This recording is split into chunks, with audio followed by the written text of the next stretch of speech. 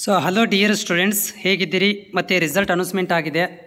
So ನಾವು ಹೇಳಿದ ಹಾಗೆ ನಿಮಗೆ ಇವತ್ತು ಮಧ್ಯಾಹ್ನ 3 ಗಂಟೆಗೆ ಬರುತ್ತೆ ರಿಸಲ್ಟ್ ಅಂತ ಹೇಳಿದ್ವಿ. ಸೊ ರಿಸಲ್ಟ್ಸ್ ಅನೌನ್ಸ್ಮೆಂಟ್ ಆಗಿದೆ, ನೋಡ್ಬೋದು ಇಲ್ಲಿ.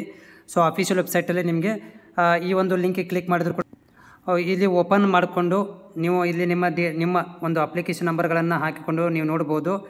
ಅದರ ಜೊತೆಗೆ ಯಾರೆಲ್ಲ ವಿದ್ಯಾರ್ಥಿಗಳಿಗೆ ರಿಸಲ್ಟ್ಸ್ ನಿಮಗೆ ಸ್ಯಾಟಿಸ್ಫೈಡ್ ಆಗಿದೆ ಮತ್ತು ಯಾರೆಲ್ಲ ಪಾಸ್ ಆಗಿದ್ದೀರಿ, ಸೊ ಪ್ಲೀಸ್ ಕಾಮೆಂಟ್ ಮಾಡಿ, ನನಗೂ ಕೂಡ ನಿಮ್ಮ ಸಂತೋಷದ ವಿಷಯವನ್ನು ಕೂಡ ತಿಳಿಸಿ.